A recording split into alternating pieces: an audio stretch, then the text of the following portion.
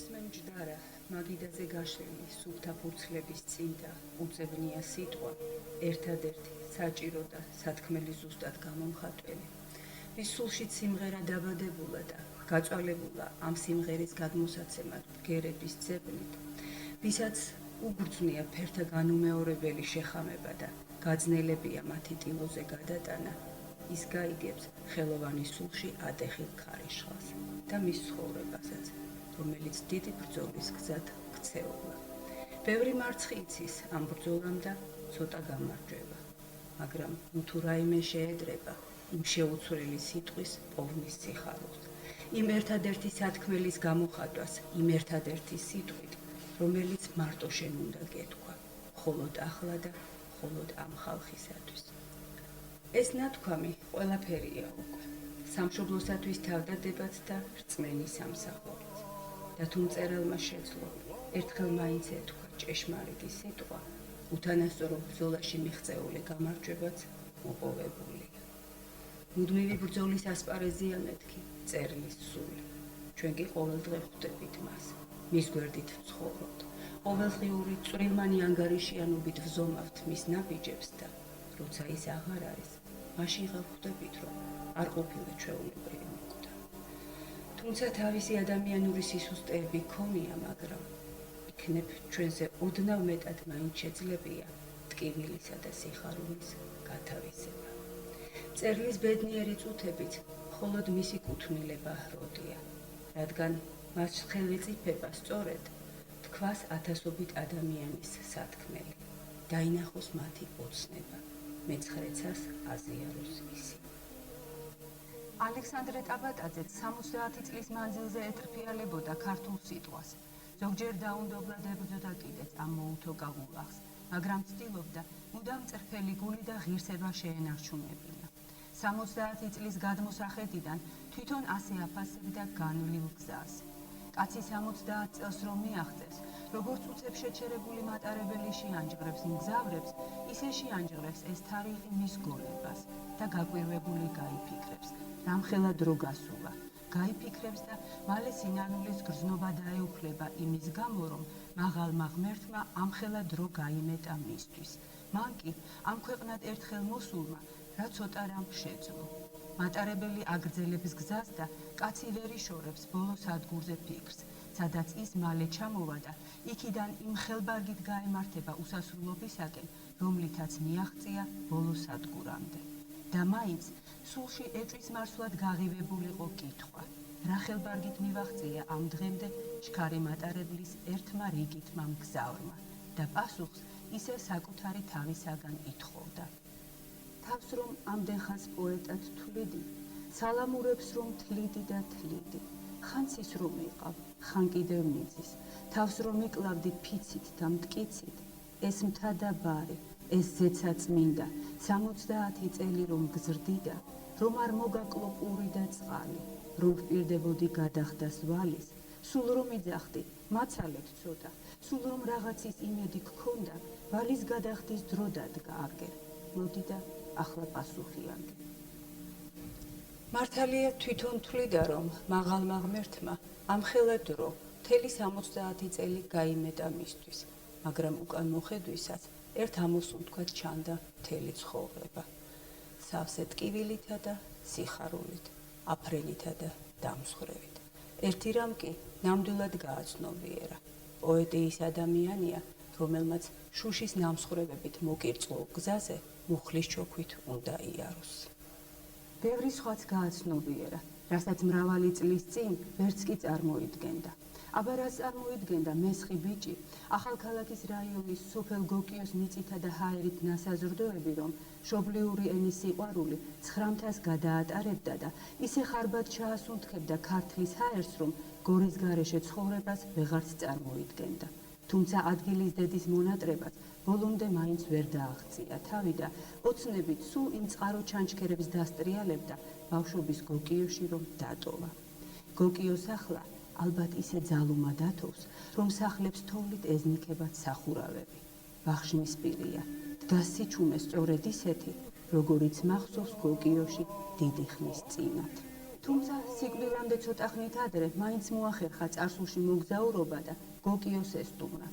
თითქოს 60 წლის ტვირთი მხრების ერთი შერხევით ჩამოიბერტყაო და იმ 10 წლის ბიჭუნად იქცა და-ძმებთან ერთად ანკარა წყაროს რომ ეწაფებოდა და ვერცხებოდა. თვალებ გაფართოებული რომ უსმენდა ძია პავლეს და ქართული სიტყვის სიყვარულით ავადდებოდა.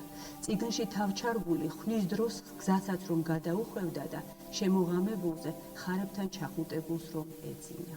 და კიდევ უმცროსი ძმის გიორგის ღრუბლებში გაფრენამ აზიარა პირველად სიკვდილთან პირისპირ შეყრის აუწერელ ელდას. მაგრამ ეს ყველაფერი მაინც შორეულ წარსულში დარჩა. თუმცა ჩვენ ხომ არასოდეს ვცხოვრობთ აწმყოთი. წინასწარ მოვუხმობთ და ვაჩქარებთ მომავლას, თითქოს მოსვლას აჭიანურებს.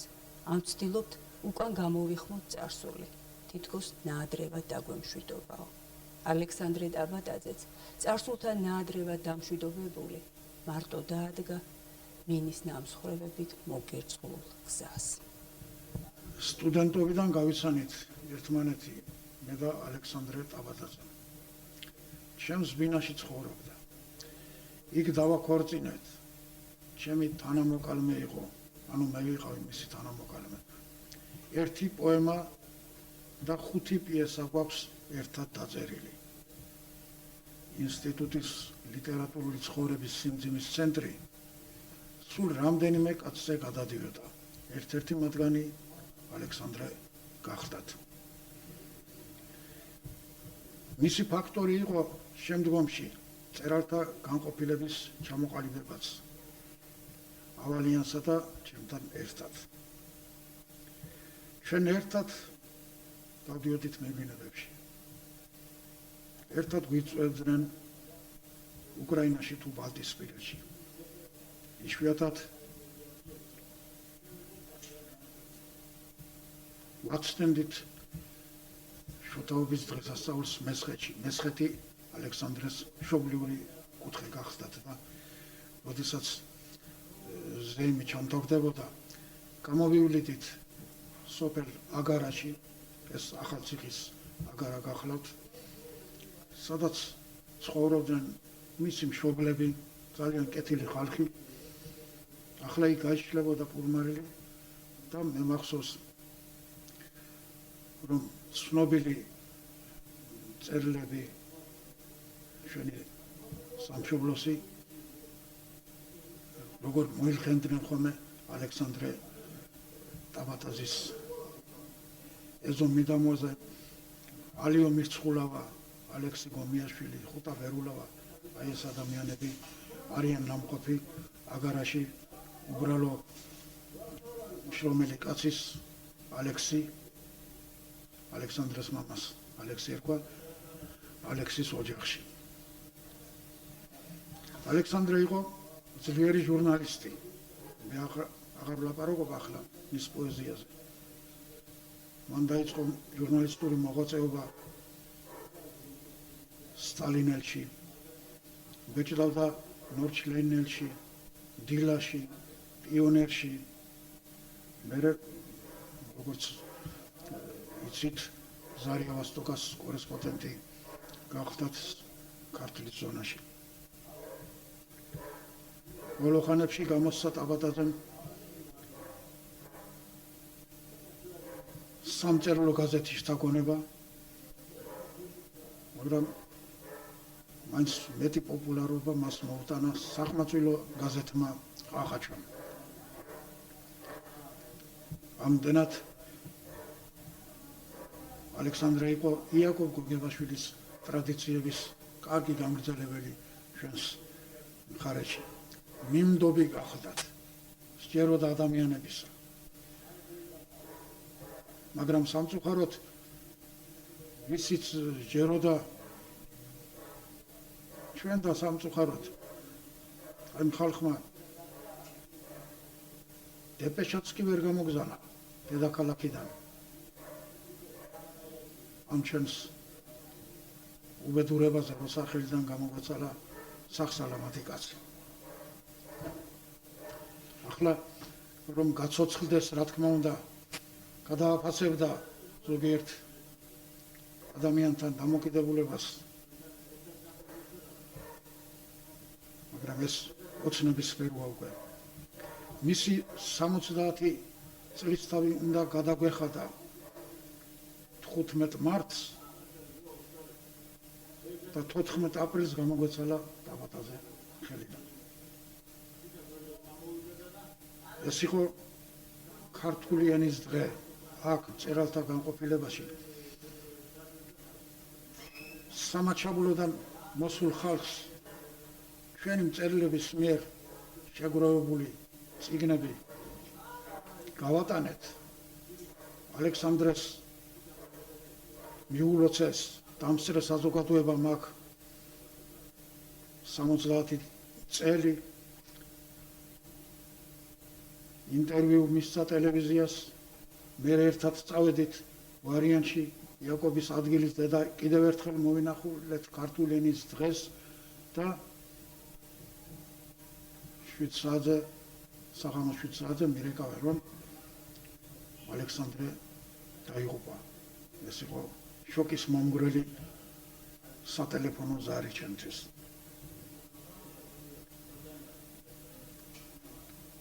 იმ დღეს ვარიანში გადაწყდა მისი იუბილის საბოლოო დეტალები. მაგრამ კაცი მჭობდა, მერტი იცინოდა. წუხილის სიმძიმე პირდაპირ პროპორციულია ადამიანის მნიშვნელობისა, ერისა და საზოგადოების წინაშე. ალექსანდრე და მე დიდი მეგობრები ვიყავით, ასე გწნობდნენ, ასე იყო სინამდვილეში, ძალიან გვიყვარდა ერთმანეთი. ჩემზე 2 ლექსია დაწერილი, მეც მაქვს მათზე ლექსები დაწერილი.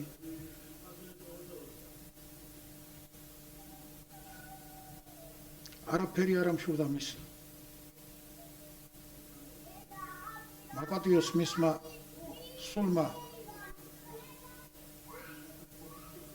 და შულს მისი სიკვდილი ქართული ენის დღეს. პოეტი ქართული ენის დღეს დაიღუპა. მაპატიოს მისმა სულმა მეთქი, რომელიც მაღლიდან იყურება ახლა და თვალში ვეპატარავებით. ლამაზი ოჯახის უმშვენებდა მხარს და ერთგული მეგობრებიც უსალბუნებდნენ ჭრილობას. უამრავი თვალი დაყვებოდა თან, მაგრამ მაინც მარტო იყო. თავის განუმეორებელ სამყაროში, გულჩათხრობილი და სიტყვაძუნწი, მოკრძალებული და უღალატო. უსიამოვნებას გარიდებული, ღალატს მაინც ვერ აღწერდა თავს. თუმცა მოღალატეს ხმამაღლა მაინც არ განიკითხავდა და სასოწარკვეთილ ამ ოძახილს ამ ხალხს გული არ აქვს, ნუ დაიმეგობრებთ მას. დროულად ამოძდებდა ლაგამს და სუფთა ფურცელს თუ გაანდობდა მხოლოდ. მე მიღალატა ძმაკაცმა გუშინ, ვისიც მჯეროდა ყველაზე მეტად. რაში გამცვალა, ჩინში თუ ფულში, ქალში თუ ვერცხლში, ვიცოდე მეტად. ჩუმად იწოდა და ჩუმადვე ინთებოდა. სიკეთის ქმნაც ჩუმად უყვარდა, დაუყვედრებლად. მოყვაზე ზრუნასაც უხმაუროდ ახერხებდა. უახლოეს მეგობარსაც კი, კალათში ლამაზად ჩაწყობილ საკუთარი ბაღის ხილს რომ მიართმევდა, სასხვათა შორისოდ დასცენდა. ჯერ დახატე და მერე ბავშვებს გაასინჯეო. საქმესაც ისე გამოუძებნი და გვერდით მდგომს, რომ უხერხულობას არიდებდა.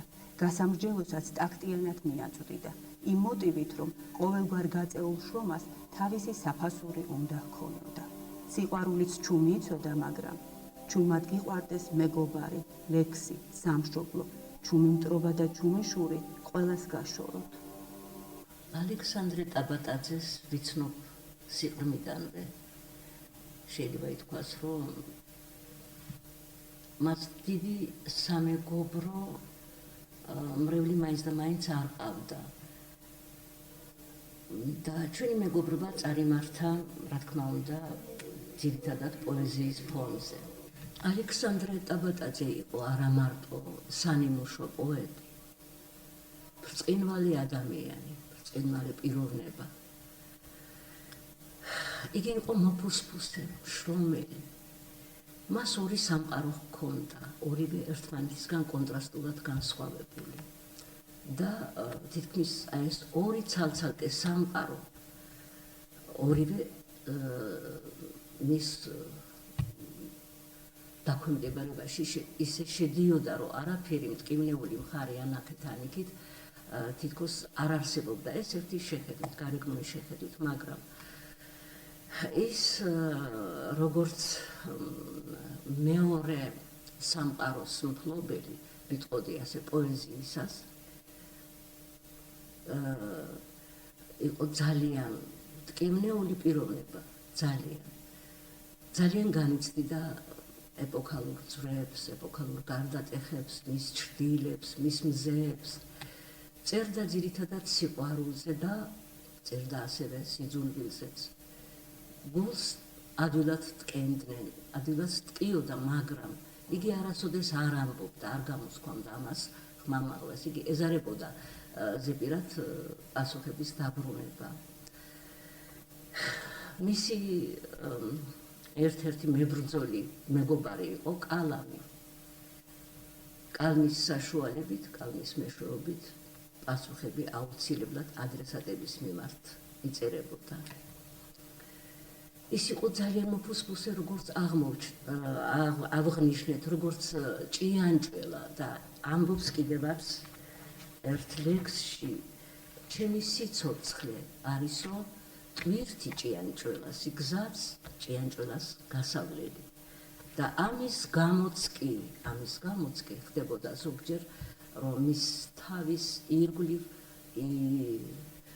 კრაზანების ბუდე ჩნდებოდა, კრაზანები დაბზუნდნენ და თუ ტკენდნენ, თუ კვენდნენ, აი ამ ნადგენს იტანდა ჩუმად, უხმოდ. და ამის გამოც სატანაბნელში ძალიან გაცოფებული დანაბარდობდა. იყო ბრწყინვალე მეგობარი, როგორც ვთქვით, და მეგობრის ჭირსა და ხილს ერთის ძალისხმევით იზიარებდა. იყო წლები, როგორც ყველასთვის ცნობილია, ძნელი, ჭირვეული წლები და აი ამ წლებში, რა თქმა უნდა, იგი პარალელურად ყაყაჩოს გაზეთის პარალელურად რედაქტორობდა აგრეთვე გაზეთ შთაგონებას და ამ გაზეთებისთვის მას ხშირად ჭირდებოდა პატარა ილუსტრაციები. და მე მავალებდა, რომ დამეხატა ეს ილუსტრაციები. დამირეკავდა, ფანჯარასთან დამხვდიო მეტყოდა ნახატებით, მომიკაკუნებდა ფანჯარას, უწყის შემომაწვდიდა, ხელს მომაწერინებდა, ჰონორარს დამიტოვდა, აი ამ სახით ის აკეთებდა ისეთ საქმეს, რასაც პირდაპირ ვერ მეტყოდა ჰონორარი უნდა მიმეღო, იმიტომ რომ აი ძნელი წლების გაძლება შემძლებოდა.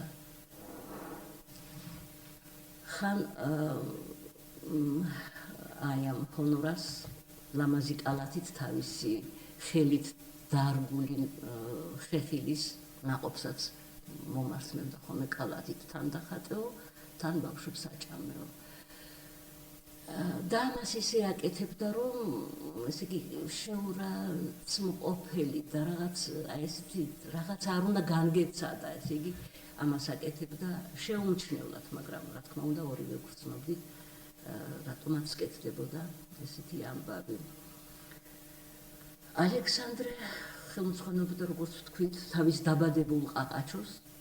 ყაყაჩო იყო ძალიან დიდი თემა მის ცხოვრებაში, რასაც მთელი მეორე თავისი დიდი ცხოვრება და სიცოცხლე მიუძღვნა კიდევაც. ყაყაჩო იყო გაზეთი, რომელიც არა მარტო რეგიონს, არამედ რესპუბლიკის გარეთაც კი აგზავნიდა.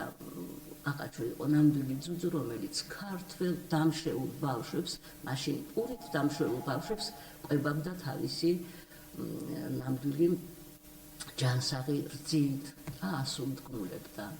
სამწუხაროა, რომ დღეს ყაყაჩო, ასე მგონია ალექსისთან ერთად, ასე მგონია კი არა, ეს ესეა ფაქტია, თვალებდახუჭულია და ფაქტიურად აღარ მოქმედებს. იგი ხელმძღვანელობდა გაზეთ შთაგონებას, რედაქტორობდა მაგალითად და მან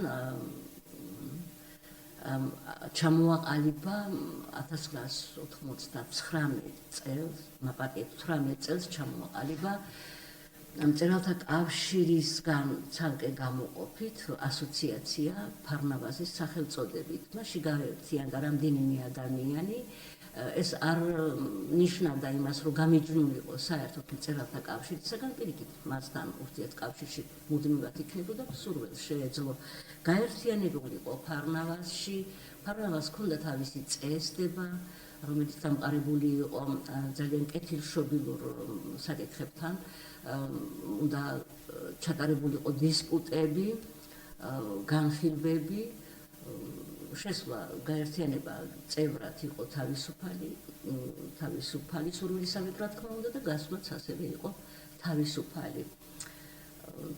დიდხანს ვერ იცოცხლა ამ ამბავმაც სხვადასხვა მიზეზების, გარკვეული მიზეზების გამო. როგორც აღნიშნეთ, იყო ძალიან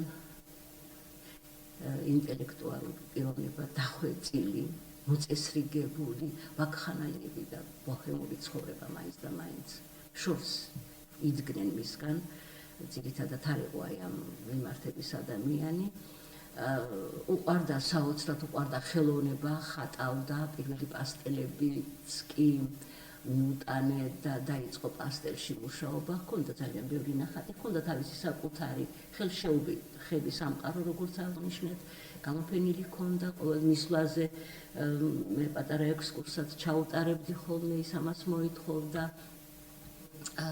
ფინჯანი ყავის ფონზე და საოცრად დიდ პატივს სცემდა და შთაგონებაშიც და აყაჩოშიც ხშირად ბეჭდებდა ანტიკურ ხანას, იტალიის რენესანსის ხანას, აღორძინებას და აი ასე ჩვენ ქართულ თაობას, ახალ მოზარდ თაობას აზიარებდა მსოფლიო დიდებულ. ალექსანდრე ტაბატაძე საკუთარმა ჩაკეტილმა პიროვნულმა სამყარომ იმ ძველი შენობის ერთი პატარა ოთახის ტყვედ აქცია, რომლის წინ ჩეროში მისი მწვანე ავტოს დგომა მწვანე იმედებს ბადებდა. სადაც ღიმილნარევი საყვედურით მიეგებებოდა სტუმარს ამ პატარა 9 ლიტულის პატიმარი, სად დაიკარგეო, სადაც უთუოდ გაგითბობდა გათოშილ ხელებს ყავის ფინჯანი, გათოშილ სულს კი გრძნობიარე სტრიქონები. ახლა ჩემი ოთახი საპატიმროს გავს, თავის ფეხით მოსული პატიმარი ყავს, პატიმრობა მუდმივი მიუსაჯარ თავს, მაგიდასთან მიმდარე ფიქრებს ლექსად თავს, ჭერზე ორი ნათურა მთვარი ადამიანზე, ზიანათებს კედლებზე, ყაყაჩოებს ბზებს, ცეცხლი წაჰკიდებიათ შემოდგომის თრიმლს, იასამნის რტოებზე დილის ნამით რთის, გარეთ ყოფნას არ ნატრობ არავის იმ შულს, საპატიმროს სიჩულე იამებას სულს, რადგან როცა ოთახში ყველაფერი დუმს, მშობლიური სიტყვების პატიმრობამ სულს. და ამ საპატიმროს სულის მაამებელ სიჩუმეში ემონებოდა თავის განძს და მარწუხს, ლექსს.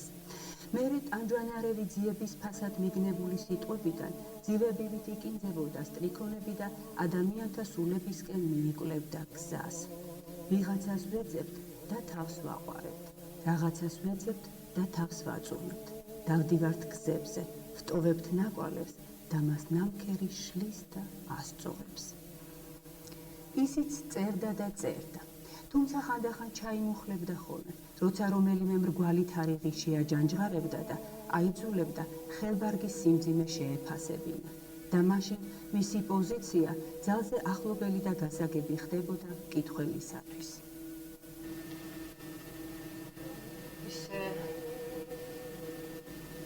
არაფერი მყარებია, ხებში კაკბები რომ კრიახო. ისე არაფერი მძულებია, როგორც რეგვენებთან სიახლოვე. ისე არასოდეს მიცინია, როცა დამაბრალეს გულცივობა. ისე არასოდეს მიტირია, როცა ბედი ავკანს უცინოდა. ისე არაფერი მენანება, როგორც ეზო ჯაგით გაყოფილი, ისე არავინ არ მებრალება, როგორც მაცხარი და კმაყოფილი. ისე არაფრისა მეშინია, როგორც ცოცხლად სულის დალევის. ისე არავისი არ ამჯერა, როგორც დედის თვითთვალვის.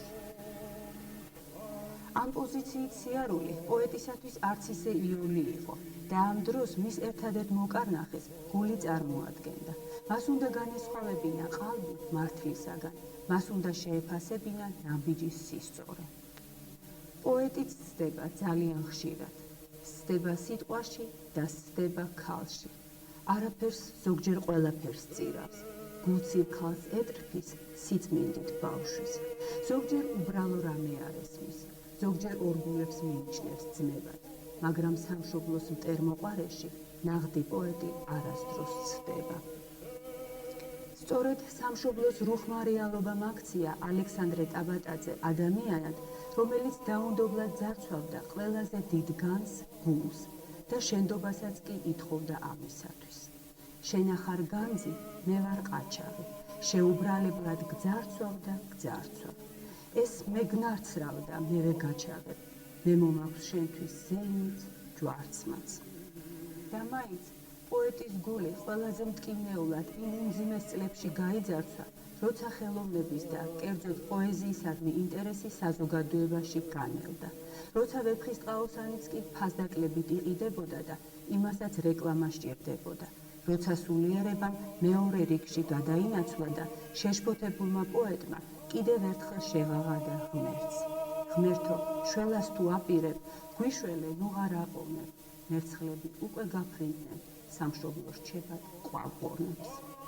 ერთმანეთს მიყვებოდნენ სისხლიან ცრემლიანი წლები. დაუნდობელ ჯალათად იქცა დრო, რომელმაც თავის ნებაზე ათარეშა განუკითხაობა, სისასტიკე, შური და ღვაწლი, როცა შოთა სიბრძნემ ორიენტაცია დაკარგა და ბოროტმა სძლია კეთილს. ასეთ ყოფაში გზახსნისა მაინც გამოჩნდა. შუადღისას თუ შუაღამისას, როცა ქალაქის ქუჩებში ავტომატები კაკანებდნენ, როცა ყველას უჭირდა, განსაკუთრებით კი ბავშვებს, უპუროდ, უწიგნოდ, უზღაპროდ და ულექსოდ დარჩენილ ბავშვებს, ალექსანდრე ტაბატაძე სტამბაში თავს ადგა ვაივაგლახით აწყობილ საღმაწვილო გაზეთ ყაყაჩოს და უხაროდა, რადგან იცოდა, ურს თუ ვერა, ცოტაოდენ სულიერ საზრდოს მაინც მიაწვდი და ატარებს. ერთფეროვანი დღეები ქრიან, ხანზე მათობს და ხან მათვებს ჭიმა. სიცოცხლის მიზანს ყაყაჩო ფრიათ და მის სიცოცხლის ყველაფერს ვწინა. შუაღამისას მაღმისებს ხოლმე აზრი, რომელსაც დღისით ვეძებდი, თითქოს აინდოს ეცაზე ხოლმე და მის წინაშე მუხლზე ვეცემი და იბადება სტამბაში ბავშვი, როცა ჩამოვა ტირაჟის სრული და სტუმარობით მიუღება სახლში, ახლა დაბეჭდი გაზეთის სული. ხან დაეჭობა გულში გაყესავს, ვაი თუ სულაც ამაოდ დავშვე, იქნებ ყაყაჩო გუნდეს არკეს გავს, დავეთ გაუწევ გულები ბავშვებს, ხან სიხარული ხან დაეჭება, დღეები წლები ასე მიქრიან, სული წითელი ფერით ვერსება და შენთვის ყაყაჩო. ასე გადიოდა წლები. ლექსებს იშვიათად წერდა. გაზეთი ხშირად დახურვის პირას იდგა და ლექსისთვის ვეღარ იცლიდა. რომც დაეწერა, იცოდა, ვერც ჟურნალ გაზეთებში დაბეჭდავდა და ვერც წიგნად გამოსცემდა საკუთარი ხარჯით. მაგრამ მაინც იწერებოდა ლექსები, ხან ცრემლიანი და ხან სიხარულიანი, ხან გულცივობაზე და ხანაც სიყვარულზე. ქართველთა ერთიანობის აუხდენელ ოცნებასაც სიზმარში თუ ეფერებოდა მხოლოდ. ნეტა ყველას განახად, მე რომ ვნახე სიზმარი. ყველა ქართველს უკლებლივ ჰქონდა ერთი მიზანი. ნიჩაბს ერთად უსვამდა, მტერსაც ერთად ებრძოდა, ერთი ჰანგი ისმოდა, ყველა სახლის ეზოდა. ერთი კაცის ტკივილი ყველას ერთად სტკიოდა, ძმა-ძმას ვერ იმეტებდა წყინისათვის იოლად. უბატონოდ ერთმანეთს ხმას არავინ არ სცემდა. ერთი ფიქრით ცხოვრობდნენ, როგორც ერთი არსება. შური, მტრობა, ღალატი არ ვისქონდა ფიქრადაც და ერთადერთ სამშობლოს ყველა გულში იკრავდა. ნეტა ყველას განახად, მე რომ ვნახე სიზმარი. მარტო ლექსი როდი იყო ალექსანდრე ტაბატაძის ნაფიქრალ ნააზრევის პირუში. თითქოს ცდილობდა ყველგან ეცადა საკუთარი ძალები, ამიტომ ხატვაც იტაცებდა და ფოტოხელოვნებაც. და რა გასაკვირია, რომ გამორჩეული ინდივიდუალობით ირეკლებოდა მის ფოტონამუშევრებში ხელოვანის თვალით დანახული სამყარო. და კიდევ ძალზე სრულყოფილად გამოავლინა ბუნებასთან ურთიერთობის ნიჭი. მისი როგორც მონადირის შეფასებაზე თვითონაც ეღიმებოდა, რადგან ალბათ ერთადერთი მონადირე იყო დედამიწის ზურგზე, არასდროს რომ არ დაბრუნებულა ნანადირევით ხელდამშვენებული. ვერ იმეტებდა. კარგი მწევარი კი ყავდა და თოფსაც ნამდვილი მონადირესავით მოიგდებდა მხარზე, მაგრამ ბუნებაში გასვლისას ყველაფერი ავიწყდებოდა და ბიმთან ერთად მხოლოდ გარემოთ იტკბებოდა. როცა ბიმი ავადმყოფობამ იმსხვერპლა, მეორე ძაღლის მოყვანა არც უფიქრია, რადგან იცოდა კიდევ ერთი მეგობრის სიკვდილს ვეღარ გადაიტანდა. ბუნების სიყვარულმა მიაჯაჭვა ახალსოფლის ნაკვეთთანაც და მიწასთან სიახლოვემ კიდევ ერთი საინტერესო სამყარო გააცოცხლა მასში. აქ კი მოკავშირედ საკუთარი ხელები მოევლინენ და სამადლობელიც კი უძღვნა მათ. მადლობა ხელებს, უღალატო, ხელმართალ ხელებს, მათი იმედით გაუსაძლის ცხოვრებას ვუძლებ. ერთად ვიარეთ, ერთად ვთესეთ, ვთოხლეთ და წერეთ და მათ ოდესმე სიყვარულით დავიკრეთ გულზე. მიწის სურნელით გაბრუებული ისევ ქალაქს უბრუნდებოდა. გაცვეთილ ყოველდღიურობას ერწყმოდა. საკუთარი ქალაქის სიყვარულსაც თითქმის ბავშვური სიწრფელით გამოხატავდა. შუა ქუჩაში გოგონა მიდის, შუა ქუჩაში მიყვება ბიჭიც, შუა ქუჩაში გორელებია, ეპატიებად ორივე მიცის. ერთი შეხედვით ჩვეულებრივი მოვლენების აღქმაც თავისებურად განუმეორებლად შეეძლო და ლექსის შემთხვევა ქუჩაში აღიარებული ჭეშმარიტების მხოლოდ მისეული ინტერპრეტაცია. ქუჩას მოსდევდა ლამაზი გოგო და ცალი ხელით ვარდი მოჰქონდა.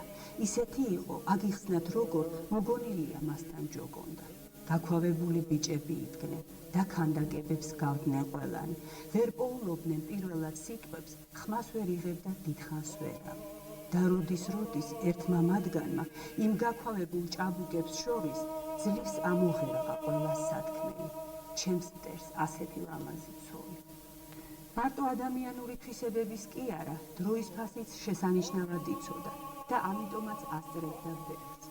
წუთს არ კარგავდა უქმად. სამაგალითო პუნქტუალობითაც გამოირჩეოდა. თითქოს ცდილობდაო ყველაფერი მოესწრო. ოჯახის წევრებისთვისაც ენერგიის უშრეტი წყარო იყო და შესაშურისი სწრაფით აგვარებდა ამა თუ იმ პრობლემას. თბილი და დამთმობი იყო, როგორც მეუღლეც და როგორც მამაც. ცდილობდა როგორმე გაელამაზებინა ოჯახის წევრებისათვის, ისედაც უფერული ყოფა და სასიამოვნო მოულოდნელობებიც ეხერხებოდა. ბოლო დროს თითქოს სიკვდილის მოახლოებას გრძნობდა და შეგონებასავით უტოვებდა თავის გენსა და ჯიშს. ქვეყნად ერთხელ მოხვედი, დაიცხოვრე იმგვარად, არ თქვან, კი არ იცხოვრა, რომ იცოცხლა, ნიქარა. ჩემს ალექსანდრეს. ჩემო ალექსანდრე, ჩემო ალექსანდრე. აუჩქარებელი სვლა აქვს ჩვენს ყოფას. საუკუნეებით ნაკურთხ ჩვენი ქვეყნის წინაპრები წინ მიდიოდნენ ნაბიჯებით, რომელთა სიგრძე 1000 წლეულობით განიზომება. მილიონობით ადამიანები იბადებოდა და კვდებოდა ისე, რომ არ განუცდიათ მათი აღმოჩენებით სიხარული და ბედნიერება.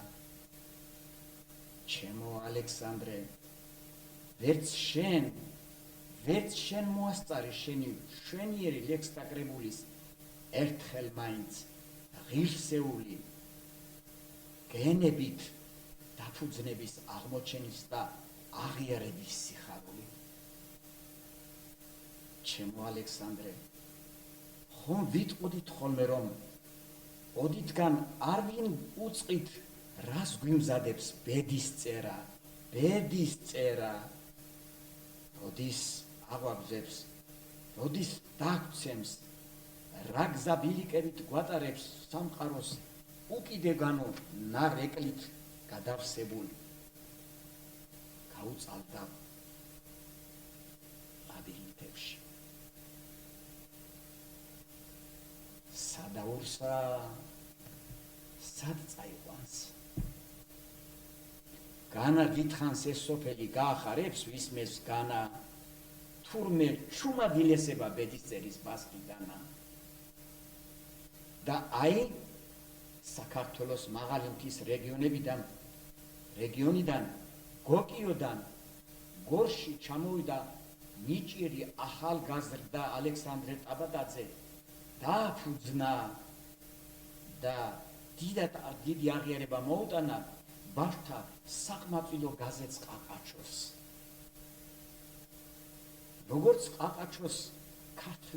როგორც ყაყაჩო ქართლის ველმინდვრებს ფუნჯით ხატავს და ამშვენებს, შენი ყაყაჩოც, ჩემო ალექსანდრე, ქართველ ბავშვებში სამშობლოს ტაძრებს აშენებს.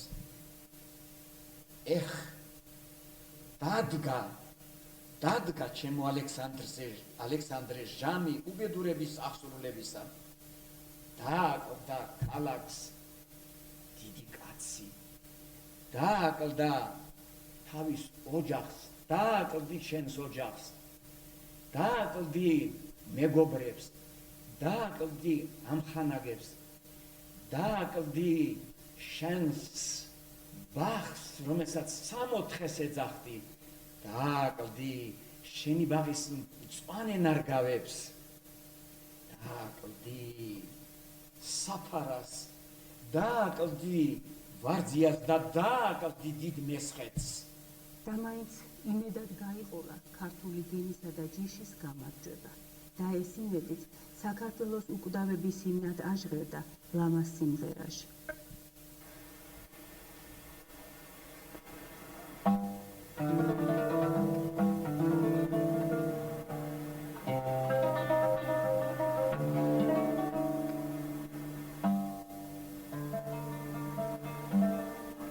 ჩაბუდებულო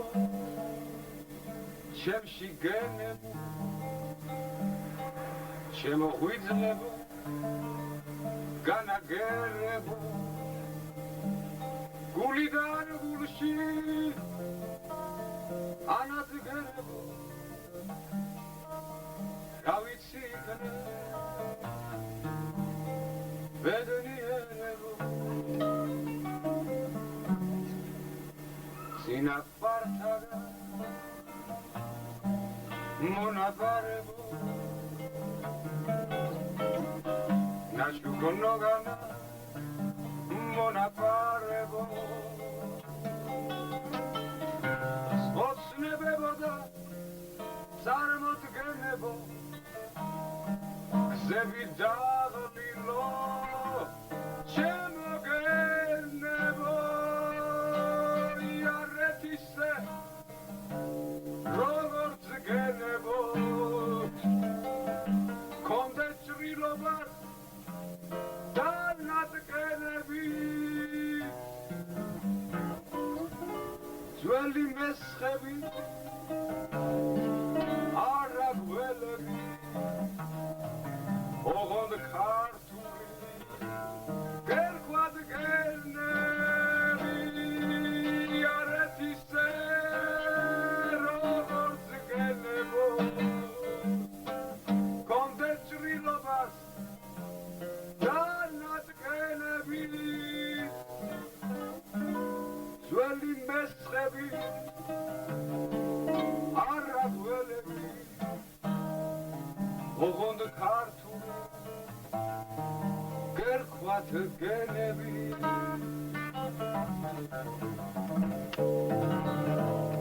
ჩაბუდებულო ჩემში გენებო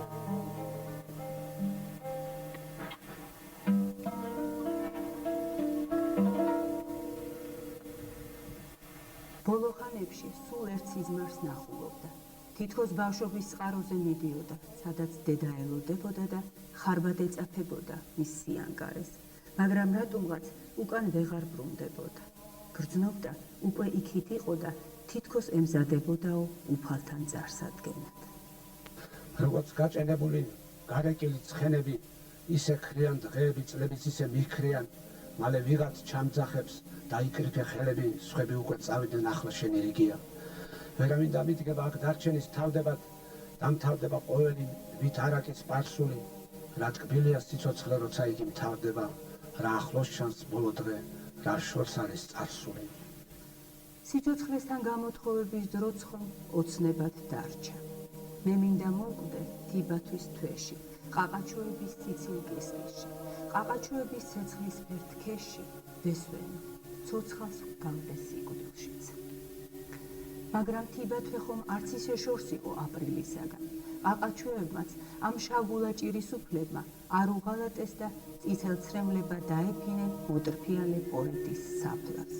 მე თქვენი ცეცხლი შემომეგზნება და ავივსებით თქვენეულ შუქით, ყაყაჩოებო, უთქმე ლექსებად ჩემს სამარეზეც ამოხვალთ თუკი.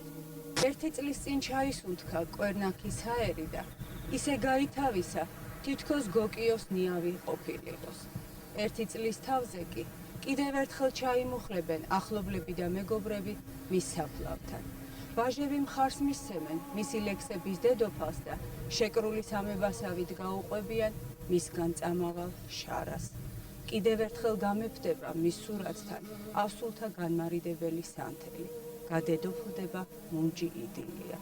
ჩემი პატარა ქალაქი კიდევ ერთხელ დახრის თავს ალექსანდრე ტაბატაძის ნათელი ხსოვნის წინაშე და სევდიან სიჩუმეში გაირინდება.